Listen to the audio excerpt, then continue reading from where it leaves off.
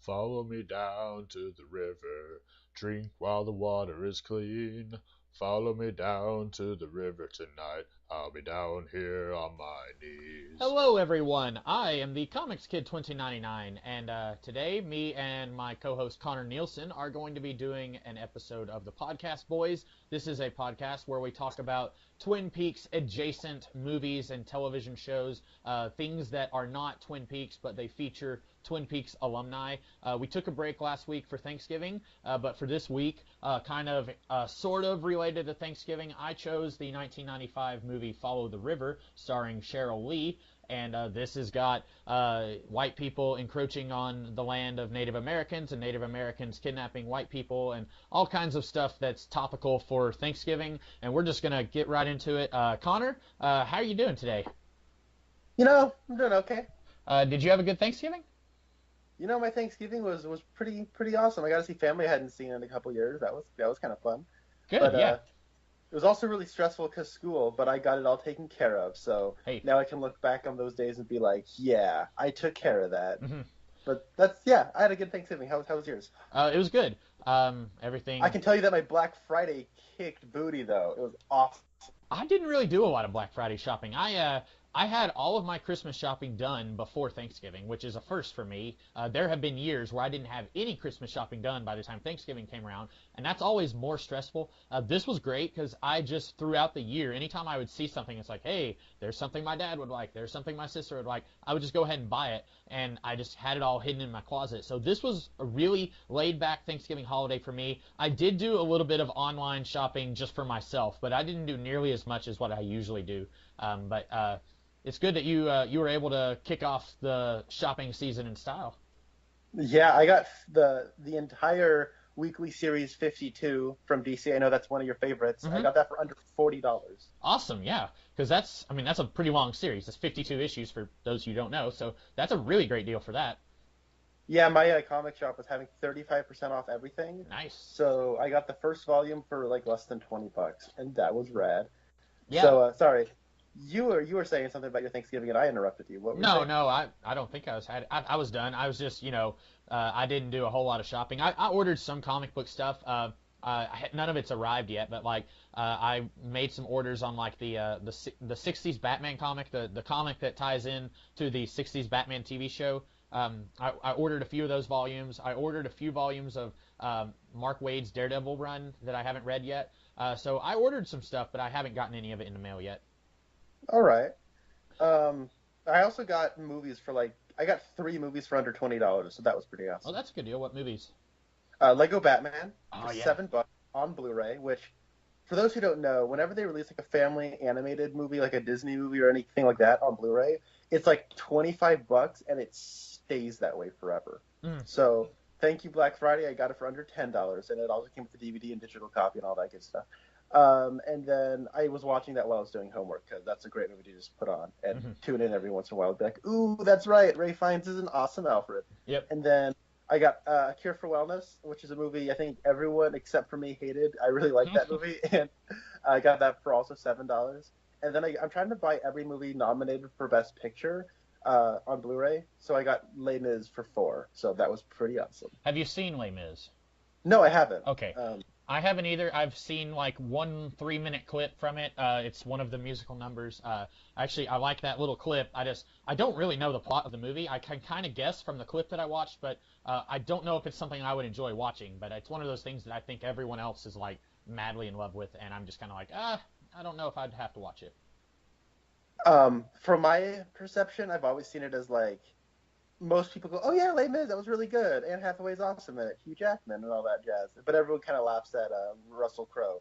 And then there's all the film snobs who are like, "No, that new Les Mis was not cutting the mustard," and everyone like, dude, they talk like that. But then I was thinking, oh well, it's a 3-hour movie on Blu-ray that I got for $4, so I'm gonna take it. Yeah, definitely. Getting on to our subject today, Connor, why don't you tell us a little bit about the plot of the movie Follow the River? All right. So if you're here to hear us talk about Follow the River, I apologize for that long tangent I put us on, but Follow the River stars Cheryl Lee, who played Laura Palmer on Twin Peaks, as well as she was the star of the film Twin Peaks: Fire Walk with Me. She plays a woman named Mary, who is a woman in colonial times. I don't think we're ever given a specific year. Mm-mm. But one day, she and her family are attacked by Native Americans. I think Shawnee is the tribe. And then she and her sister and her son are kidnapped by a tribe of Native Americans. And while this is happening, her husband was away doing work, as well as her brother, and they are trying to go and find them. But what's her face? Mary, who is the Cheryl Lee character, she is pregnant, and she is like gonna remain strong and try to stay level-headed. And when they become residents at the Shawnee tribe, she tries to figure out what's best for her, what's best for her family, and what is happening with her husband and such. And that's really it. It's 1995. Ellen Burstyn is also here. And there's also, I think the Native American actor, the primary one is Eric Schweig? I don't know. Schweig? Yes, Schweig? I don't know. But he's been in several movies. He was in Last of the Mohicans a little bit earlier than this. This is also a TV movie, which is something I was not expecting. I was all over Amazon looking for this, and it wasn't there. But it's on YouTube, so okay, that's it. I had forgotten. I didn't realize it was on YouTube. I had found it at my work, and I had it for a few weeks before choosing. I hadn't seen it before we did it for this podcast, but I didn't know it was on YouTube. That's good.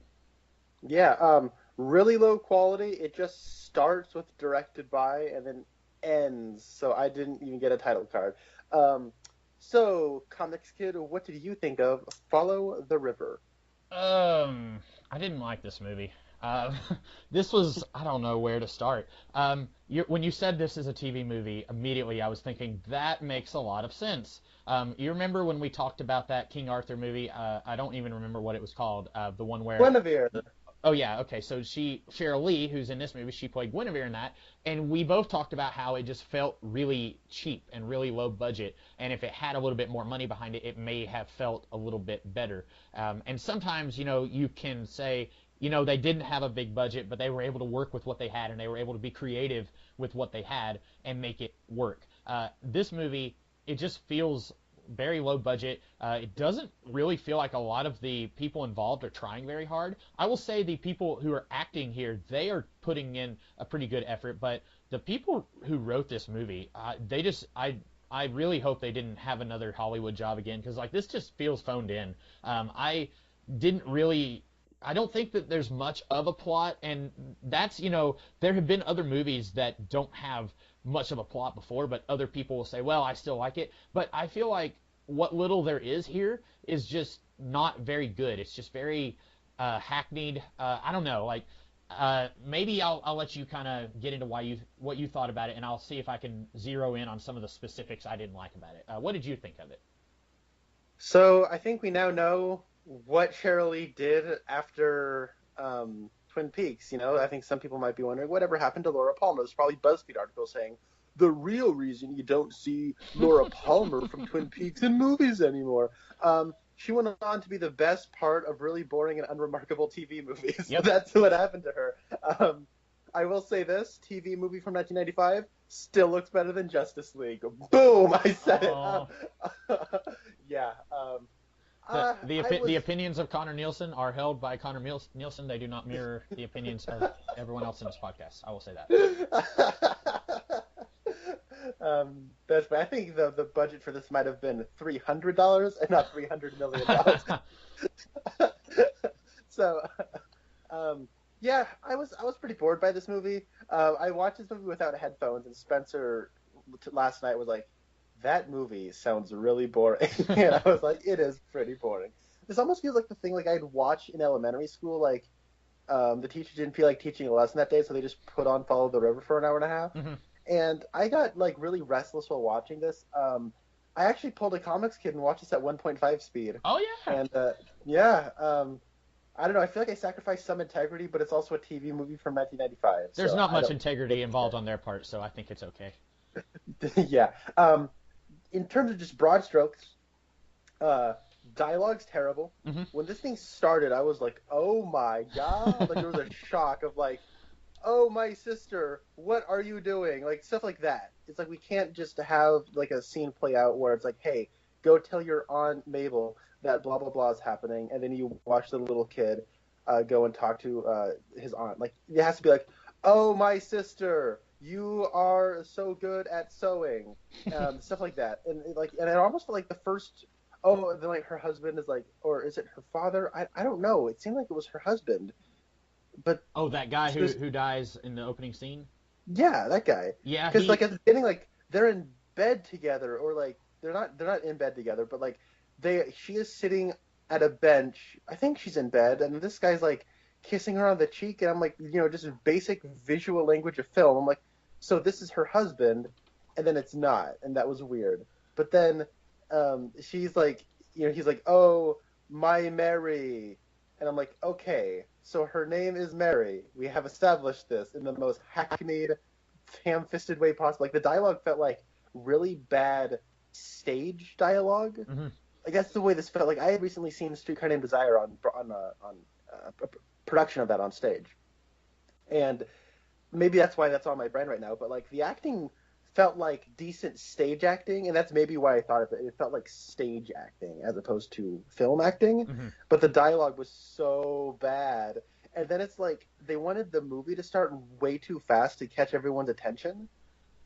Yeah. And then it's like, oh crap, we have like this guy is whistling, and then like there's like 4 milliseconds between him stopping to whistle and then Cheryl Lee turning around to see him dead, and I'm like, there is no way this guy got hit in the back with an arrow, stopped whistling, fell over, and then Cheryl Lee turning around to see his dead body with the Native Americans already in their camp in the span of 4 milliseconds. That doesn't happen. Also, this happened way too gosh darn fast, and then we're still like in the basic screenwriting process, still trying to establish characters. Yeah. While we have the inciting incident. So during that whole like half an hour process of them going to the Shawnee tribe, we have to establish characters. Stuff like, oh man, we forgot to really tell you that Cheryl Lee's character is a strong-willed and determined character. So we're going to overcompensate by this by having every single scene of her tell you that she's a strong-willed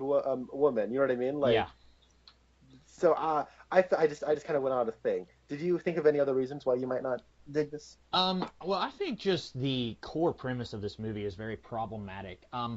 It's one of those things where this country was built on a lot of racism and bloodshed. White people coming from Europe and killing the natives and displacing them from their homes and betraying them and backstabbing them. It's all really horrible stuff. And they say, those who don't learn history are doomed to repeat it. And one good way to help young people learn history is to put it in a movie. They may not want to pay attention in school, but the teacher may not want to teach them in school, so let's throw a movie on the screen and maybe they'll learn, hey, racism is bad. Your ancestors did some horrible things. But that doesn't mean that I want to watch it. I'm firmly against racism, and I'm firmly against going into a nation and displacing the natives and taking their homes. I'm against all that, and I understand that our forefathers did some terrible things, but that doesn't mean that I want to see this in a movie. When I go to a movie, I want to enjoy myself. I want to have fun. I want to watch an escapist form of entertainment, and that's not what this is. And so right from the bat, we're already starting off on the wrong foot, in my opinion. Now, I am not the majority of the population when it comes to that. I am sure there are a lot of people who enjoy watching movies like this, or better movies like 12 Years a Slave or Roots, movies that explore this kind of problematic social issues in history. People enjoy watching that. So that's not necessarily a problem with this movie. This is not the kind of movie that I would enjoy. But the problem is this movie won't even take a stance on that. It starts off with, okay, the natives come in and they kill a couple of the men in this town, and at first it seems like, okay, there's only 2 families that live in this town, and then the natives come and kill 2 of the guys, and then kidnap 2 of the women, 1 of the guys, and then the boy. And so it's like, okay, we just destroyed the whole town. But then later in the movie, when Cheryl Lee gets back home, it's like, oh, there's more people who live in this town? Because this one guy that we've never seen before is talking about how her mom died of grief And he says, not from the massacre. And I was thinking, he lived there. Okay. So, like, where were all these people at when the natives were coming and massacring this village? And so, like, it starts with the natives doing that. And it's like, okay, so these are our antagonists. But I don't want to call them the bad guys because this kind of thing was done to them. And like you said, we don't have a specific time and date that this is set. If we did, we could have a better idea of, did these white people do similar things to these natives, or was it their ancestors? This could have been 2 generations after the first white people came to America and then spread smallpox and killed, all these natives. So it could have been like a long time ago that white people did similar things to the native people. And so we don't know if, for all we know, Sheryl Lee's husband, he went out and killed a whole bunch of these guys, like, a year before this movie starts. We don't know. But then, immediately after these natives come and kill a whole bunch of these characters' family members, then they're, like, trying to make us seem like, okay, they're not that bad. He's giving them water, and he's like, yeah, let's stop and let the pregnant woman rest. Like, and he keeps saying, like, I like you, you're Wesso, and that's like their word for strong. And then he's like flirting with her throughout the entire movie. So then it's like, oh yeah, they killed a whole bunch of innocent civilians, but they're not that bad. And then I don't know, like by the end of the movie, Laura Palmer, she escapes their camp with this other annoying character, and then they both get back to the village, and then. By the way, could you tell that woman was old? Yeah. Did the movie not let you? The movie would not let you forget that this woman is old. It's like every scene she's in, she's like, "I'm old. I can't do that because I'm old." And I told you that actress Ellen Bernstein was in the movie The Fountain. That came out like 10 years after this movie did, and I don't think she was that old when this movie came out. I'm gonna look her up because in The Fountain she seems younger than she does here. It's like she's playing older in this movie. Like she was in The Last Picture Show, and that was like in the 70s, and she was a teenager then. Yeah, she is actually. And this is the 90s. Well, she's actually 84, but she does not look that old. I'm looking at pictures of her right now. She looks remarkably well aged for someone who's 84. But so she was, like 60 something when this 62, 63 when this came out. But I don't know, like I guess they just kind of messed her hair up and made her look older, but. They both get back to the village, and then I thought, okay, this movie has been really wishy-washy on its message this entire time. Like, are the white people the bad guys? Are the natives the bad guys? I thought, okay, it's been really wishy-washy, but by the end of the movie, her son has been sold into slavery, her sister has been sold into slavery, her baby that she had, who's like a week old, she had to leave it behind so she could escape. And even though this movie has been just really meh the entire time, maybe it's going to end on a really downer note. And even though I don't want it to be a downer ending, like that takes some guts to end your movie that way, where she's lost her entire family, and she gets back to her husband, and even though she's back with her husband and she's back home, it's not a happy ending. It takes guts to not have a happy ending like that. And then, spoilers for this movie that I'm sure nobody cares about, then the Native American who's had a crush on her the entire time, and then he sold her son and sister into slavery because she wouldn't marry him, he then comes and says, I'm sorry, here's your kids, here's your son and your other kid. I guess the other kid was a girl. And then it's like, yay, happy ending! And I'm sitting here saying, what about the sister? She's not, like, did she just stay with, like, we saw her get sold into slavery at the same time we saw the son get sold. So the Native American guy, Wildcat was his name, he doesn't bring the sister back. So, like, it's trying to, like, okay, just getting happy ending, but it's acting like we should be forgetting about the sister. Comics Kid, that was like 3 commercial breaks ago. They don't think that you remember the sister character. That must be it, yeah.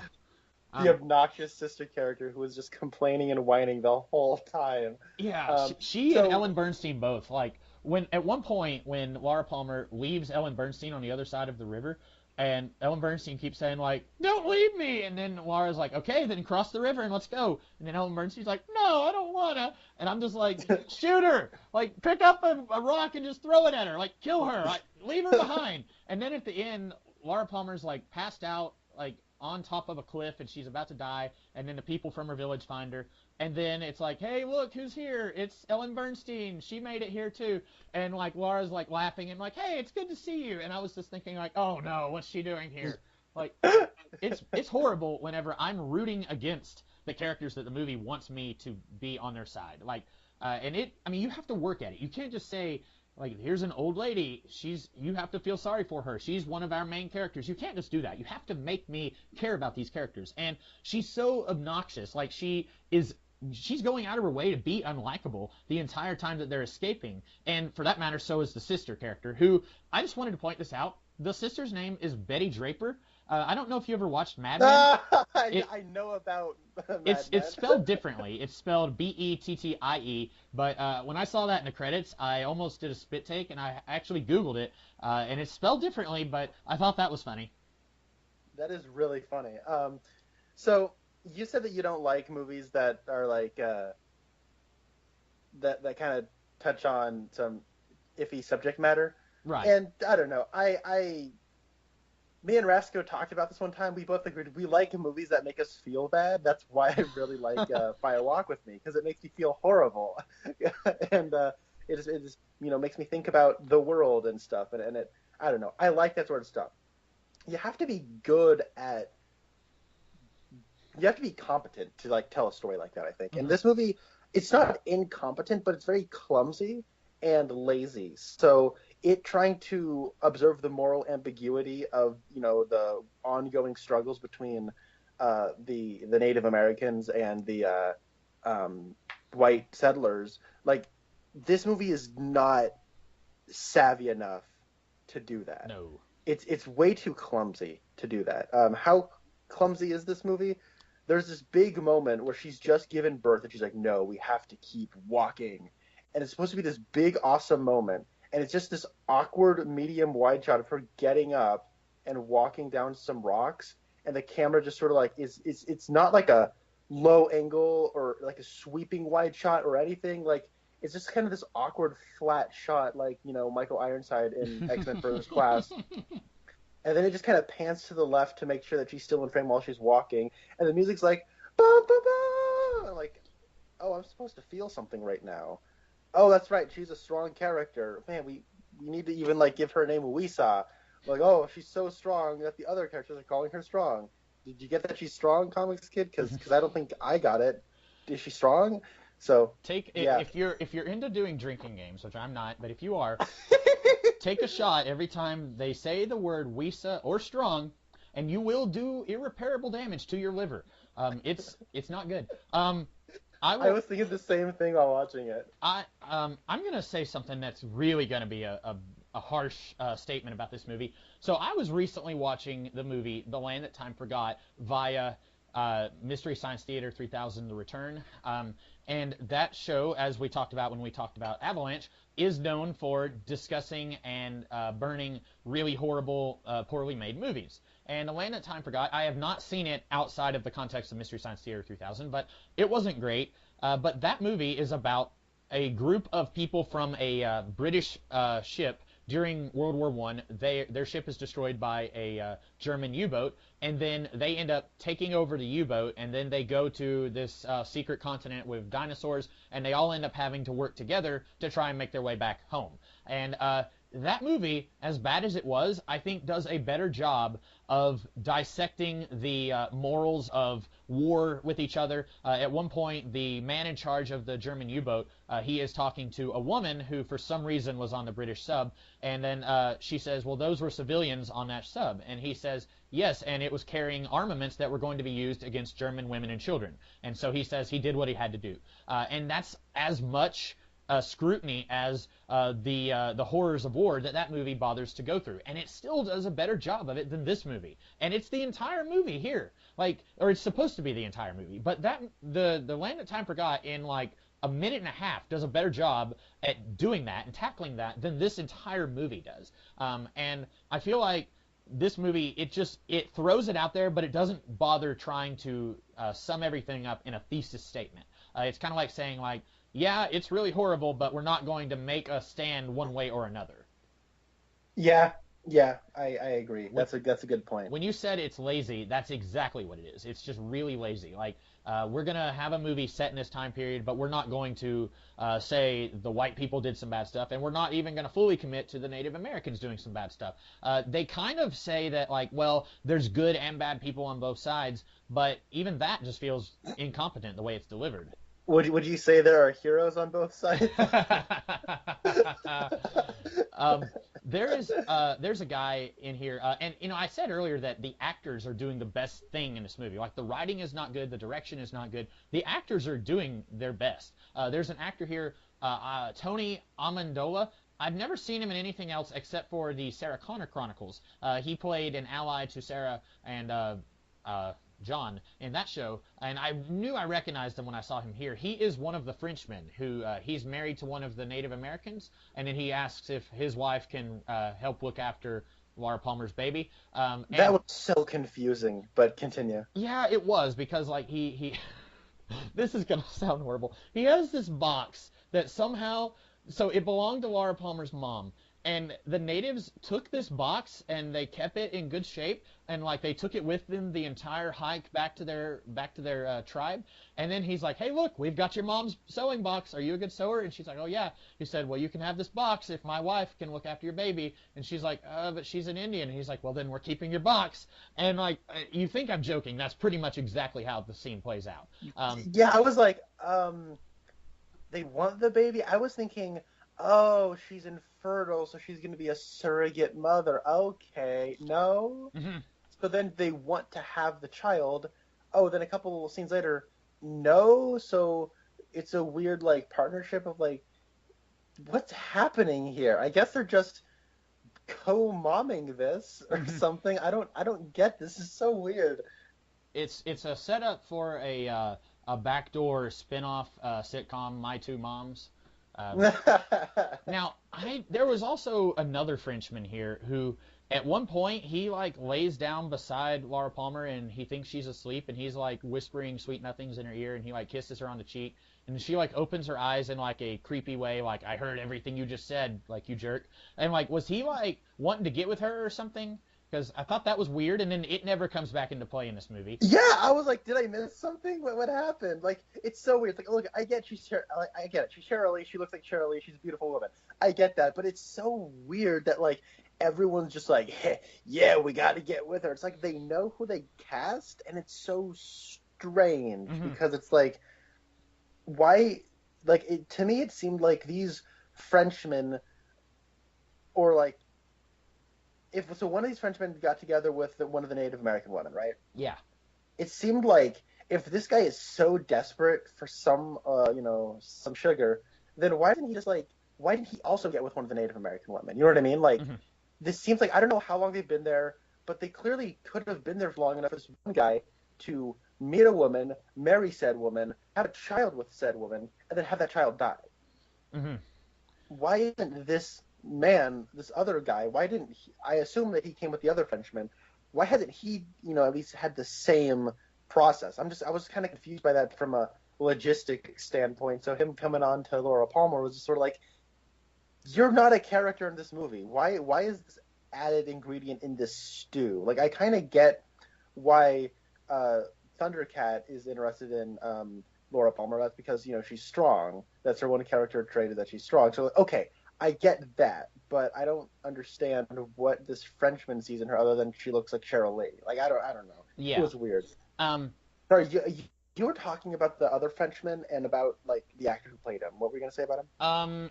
Well, so I was a little confused. Is he supposed to be a good guy or kind of a scumbag? Because the other one clearly is a scumbag. He's like this universe's version of Jacques Renault. Like, he practically could have just said, "Bite the bullet, baby." Might as well have said that. But then the other one, the one who was in the Sarah Connor Chronicles, like, when we first meet him, he's kind of like, hey, my child died. It'd be awesome if you could let my wife, like, hold your baby. And so it's like, okay, they're kind of like, they're bonding a little bit. But then later, it's right when, it's the last time we see him, actually, when she says, "Can I borrow your hatchet?" And then he says something, and then they're both like, oui, oui. And, like, that might have been a little offensive. I apologize to any of our French listeners. But, like, they said something kind of scummish, and I don't remember what they said. And then she's kind of, like, rolling her eyes, and she takes the hatchet, and that's right when she and Ellen Bernstein leave. I'm pronouncing that wrong. It's Burstein. I'm sorry. But what the movie is inconsistent on, are we supposed to be sympathetic towards him, or are we supposed to kind of not like this guy because he's saying weird, scummy stuff to Laura Palmer right before she leaves? It can't make up its mind on what it wants to do. I agree. So I guess I'll say in terms of like acting, the kid actor's not bad. Yeah, he's not in it a whole lot, but you're right, he's not bad. I was really worried when he showed up. I'm like, oh no, I gotta deal with this obnoxious little mop top Jake Lloyd type. You gotta be kidding me. And then he was like not horrible, and that was kind of cool. I don't know if he was good, but he wasn't horrible. I can confirm this much. Yeah. And it was strange hearing him talk and it not being horrible. Also, the guy who they got to play Sheryl Lee's brother looks a lot like Sheryl Lee. It was kind of impressive. I'm so glad. When he first showed up, I was like, man, Sheryl Lee looks good. She's pulling off the short hair. Wow, she could pull. Oh, that's a dude. Oh, wow. He looks a lot like her. That's a good casting choice, I guess. He's hardly in it, but... Right, and that's another thing. So he and her husband are off doing shirtless labor for the ladies. It was so funny when the house is burning down and he's like, Mary! And his shirt's off, and it's like, who drew this? Yeah. Neil Adams? I expect him to be out in the desert sword fighting Ra's al Ghul. But so they're away, and then they go and meet up with some guy in a red coat. I don't know who he is, and they're looking for the kidnapped people, his wife and the other guy's sister. And so I guess Laura Palmer, the blonde guy, and the other woman who were kidnapped were all three siblings, right? No, because the blonde guy is with her husband with the red coats. Yeah, and he's not Laura Palmer's brother? He is. Okay, but then the woman who was kidnapped with Laura Palmer, she is also her sister, right? Oh, yeah, they are okay. all. My bad. I thought you said they all got kidnapped. Oh, no. But they're with the guy in the red coat, and then they meet up with a Native American guy, and he's drinking, I guess, whiskey. There's one Native American guy, and then he goes to find another one, and then he's yelling at our guys who are looking for the kidnappees, and he's saying, we're at war with the white people, and he says, well, we just want our family back. And then after that, we don't see her brother again. We see the husband. It's this other character has just completely disappeared. Laura Palmer's brother just disappears from the movie. I don't know what happened to him. Did he die on the way back home? It's one of those things where he's in this movie and he doesn't really need to be. Like, this could have been the exact same movie if Laura Palmer's husband was by himself tracking them down. You know what I'm saying? Like, we didn't need the brother character because he doesn't do anything, and then he disappears, which is a distraction for me.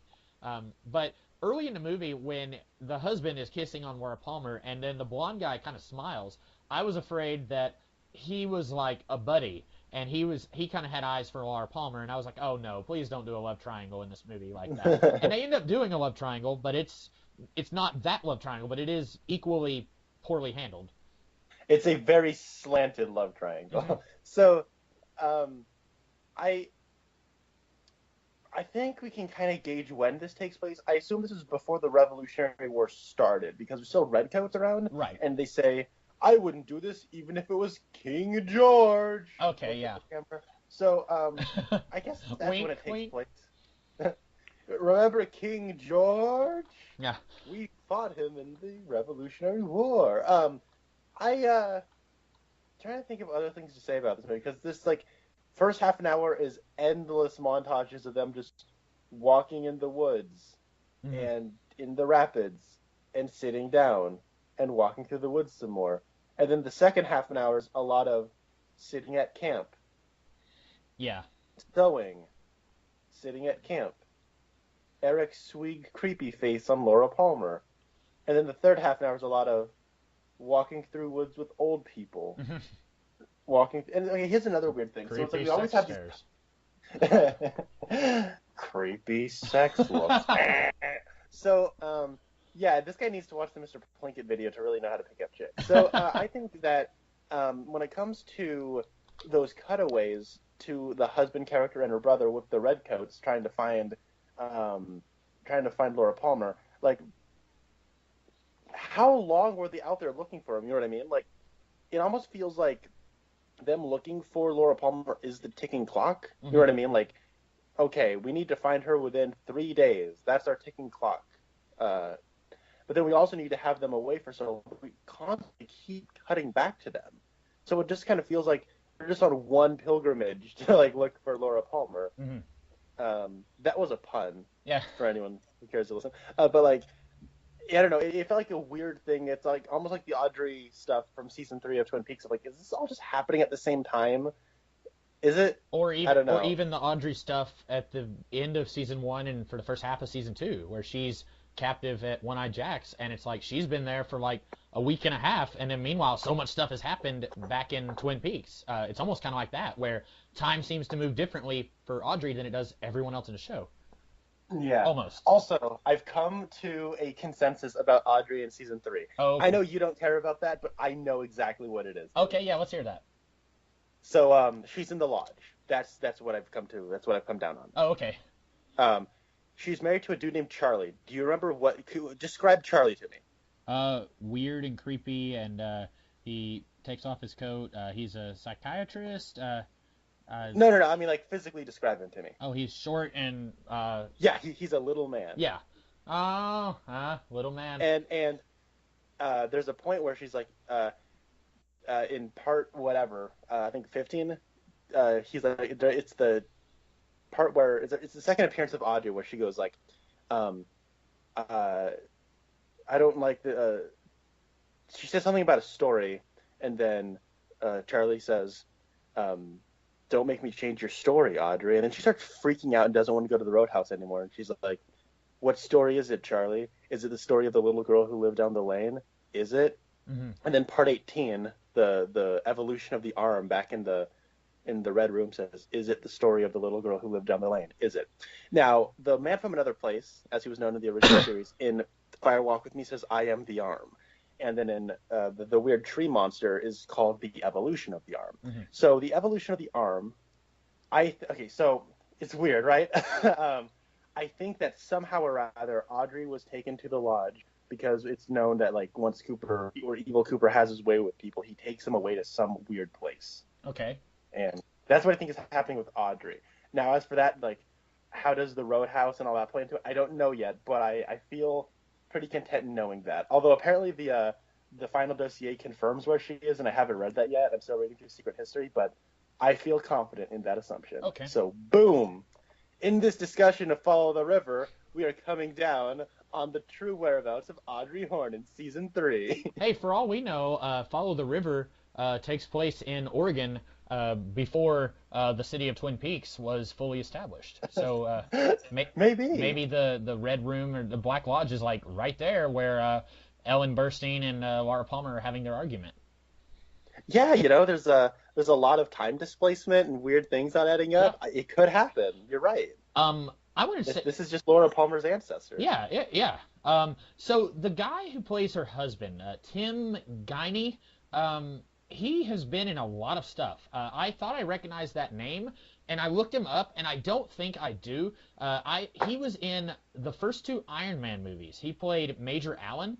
I don't remember that character, so he didn't have a big role in those movies. But you said you've been watching The Punisher on Netflix, or you're planning to watch it? Yeah, I'm about 5 episodes. I finished episode 5. So I haven't watched any of it. I'm probably not going to. The Punisher's not really my thing. But he is in a couple episodes of The Punisher. Don't know if he's in any of the episodes you've seen. But he's been in Elementary. He's been in Bones, The Affair. So he's been in a whole bunch of stuff, mostly TV shows. Like he's a occasional character who shows up in TV shows. He was in Homeland. He was in Revolution. Wow, he's been that's impressive. Yeah, he was in an episode of Fringe, but I don't remember him from that. But yeah, he's which character does he play in Punisher? Clay Wilson.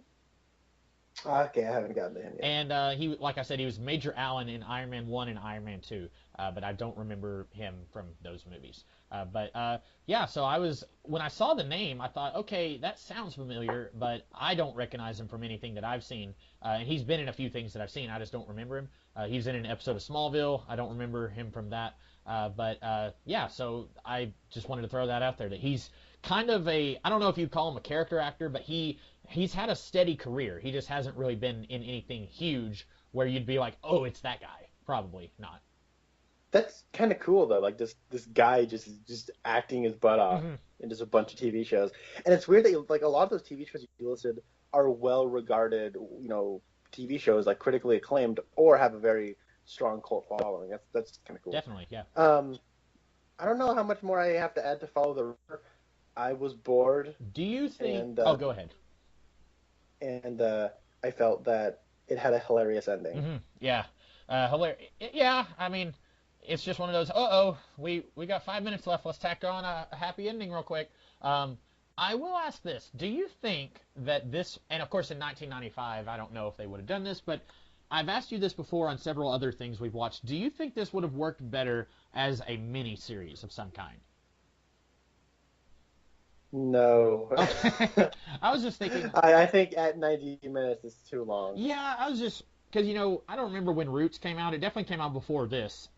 But like that was a longer thing, and we got to explore stuff in more depth. And I haven't seen Roots, I'll confess, but this I feel like some of the stuff here might have worked better if we could have had more time with it. The relationship between Mary and Wildcat, I think would have worked a little better if we could have had more time to see them grow closer. And then, we could have like been torn between, well, her husband is still alive, but she doesn't know if she's ever going to see him again. Should she get with Wildcat and make their lives a whole lot easier? Like, there's stuff like that we could have explored. I'm not saying it would have been good, but I'm saying maybe it could have been good if we had more time to explore some of the stuff that they throw out there. Because this movie seeds a whole lot of ideas and then doesn't follow up on any of it. And I was thinking if it was longer, like in this day and age, if it was a Netflix season, then maybe it could have explored some of that a little bit better. Maybe. Yeah, if it was a miniseries, they'd need to expand this to make don't make this story longer. Add more to the end and add more to the beginning. Yeah. Because Roots was about it was a generational thing. Uh-huh. I think it explores 3 generations of people. Oh, okay. Everyone of a family, because everyone knows Kunta Kinte, Right. Toby the Good for Master, all that sort of stuff. Everyone knows that part. But the stuff with LeVar Burton, it's the longest stuff, and it's the stuff that people remember most because that's all the stuff at the beginning. But then when Kunta Kinte grows up and they have to recast him because LeVar Burton isn't in his 40s, Mm-hmm. and then they have a daughter and all that sort of stuff. That stuff is also compelling and interesting. And then we also follow that woman growing up, and then Kunta Kinte dies and all that sort of stuff. Okay, I did not know that. I thought it was just Kunta Kinte, and then I knew it was Alex Haley. Didn't he write a story and then they made Roots, or did he? Because I think I read something that he wrote a book. Okay. Yeah. And was the TV miniseries based on the book, or was it the other way around? Yes. Okay. Yes, it was based on the book. Okay. See, I knew that Alex Haley was in real life descended, it was based on his ancestor, right? Yes. Okay, yes. so I knew that. And so I assumed that Alex Haley would have something to do with the TV miniseries. But anyway, I didn't know that it was a generational thing. But yeah, you could add more plot to it. I wouldn't want to see this plot stretched out more, but you could add a whole lot more. She doesn't trust the Frenchmen, and she has to try and figure out who she can trust in this tribe and stuff like that. I think there's more they could have done. I'm not saying it would have worked out better, but maybe have something. Maybe have a whole situation before the people show up. Establish characters. I don't know. It was all so rushed at the beginning. Yeah. Also, establish her prejudice against Native Americans. Establish a casual racism, because there's that whole thing. When she's kidnapped, she's she's level-headed and she's playing a game, right? Yeah. She knows, but it doesn't come off that way. And I'm not saying that Laura Palmer isn't selling it, because she is, but it's just the material is letting her down. She's doing all she possibly can. Mm-hmm. Also, her British accent's great. Her Irish accent, whatever accent that Laura Palmer's supposed to have here, it kind of comes and goes. Yeah. And the longer it goes on, the less and less it's there. Yeah. I mean, yeah. I agree. I agree about her racism, because earlier in the movie, she is the one who's yes, I know that they kidnapped us, but if you just be a little nicer to them, maybe your life will go a little easier. And she's laughing and cutting up with Wildcat. But then later she's I don't want her touching my baby. She's an Indian. So it's weird that kind of comes out of nowhere like that. Yeah. Mm-hmm. I will say though that Laura Palmer, Cheryl Lee is the best thing here. She sells every line she has, she really works hard for this, and you buy her strength. It doesn't feel contrived. It doesn't feel out of place. Like, she is bringing it. She's clearly the best thing here, but the movie's really boring and not very good. Uh-huh. I have one more thing to say. There's a scene where the Native Americans, they want to put their kidnapped victims through a test, I guess you could say, where there's there's basically like a whole group of Native Americans, and they all have, I guess, like leather straps or something in their hands. And then they've just made a little parting in their group, and then each person that they've kidnapped has to run through and be hit by these leather straps and not fall down. And then the guy who's with them, he gets through, and he's like almost to the end, and then he falls down. And then the chief is like, nope, get him out of here. And then later, the old woman, Ellen Burstyn, she goes through and doesn't fall down, and then she comes back and she's like, oh, you girls will be fine. It's nothing. And the whole time, I was thinking of Finding Nemo when they're like, the ring of fire, and it's like nothing at all. Like, it's just really easy for him to go through. Like, the whole time I was thinking of that. Like, this doesn't look like a difficult test. I don't know why they're making a big deal of it. That's really funny. That actually is a good segue into like my last little bit of storytelling. Mm-hmm. So I guess this might be based on a book. I don't know. Don't really care. Probably won't read it. Sorry, I definitely won't read it. But the thing is, so why is there a grandma character in the beginning if we're just going to have another old woman towards the end? Yeah. They basically serve the exact same function.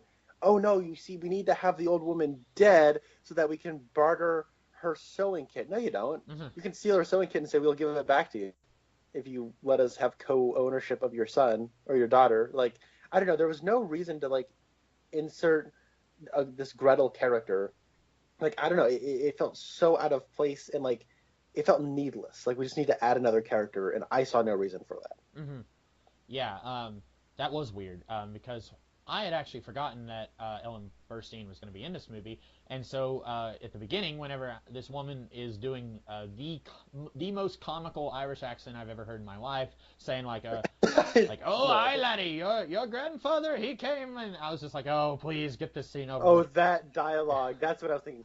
Your grandfather, John Harrison, and I came, like, oh my god. Yeah. Yeah, and then, like, they kill her off, and then, later on, Ellen Burstyn is here, and I was thinking, like, wait a minute, and I was like, oh, yeah, she's the one from the fountain. But, yeah, this movie's not good. I think I maybe liked it a little bit more than you, but I also didn't like it, so we're just splitting hairs here. Right. So, yeah. So Laura Palmer's awesome, yeah. but that's about it. Yeah, she's good, and I think, like you said, like, she must have spent most of the 90s being in these subpar TV movies, but, she makes them better. I thought she was pretty good in that King Arthur movie, too.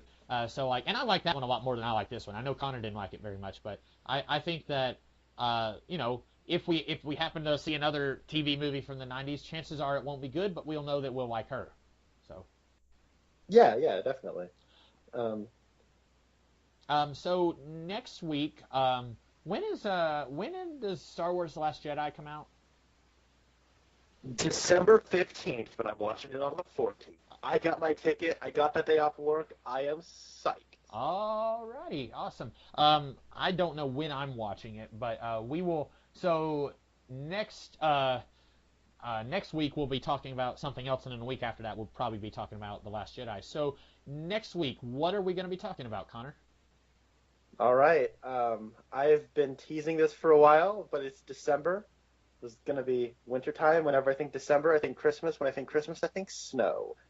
So I'm going to pick a gratuitously long, I'm going to apologize in advance. This is going to be a long movie, and I don't think you'll like it, so I'm going to doubly apologize. Mm-hmm. It is Quentin Tarantino's The Hateful Eight. It was his last movie he released back in 2015. It is a snowbound Western locker room mystery Agatha Christie type thing. Oh. It has an excellent cast, which includes Jennifer Jason Leigh and Tim Roth from Twin Peaks: The Return. It also has Samuel L. Jackson, Kurt Russell, Demian Bashir, Channing Tatum is in there, as well as, I'm trying to think of his name, Michael Madsen, the guy in a lot of Tarantino's movies. Mm-hmm. Really good cast, and I don't think you'll like it, but I like this movie. So, And the title is not a cute little reference. These people are despicable, horrible people. So, awesome. yeah. Well, then, that's what we will be talking about next week. And then the week after that, we'll be discussing The Last Jedi. So, in the meantime, I am the Comics Kid 2099. And I'm Connor Nielsen. And we'll see you guys next week. Have a good one. Follow me down to the river, drink while the water is clean. Follow me down to the river tonight, I'll be down here on my knees.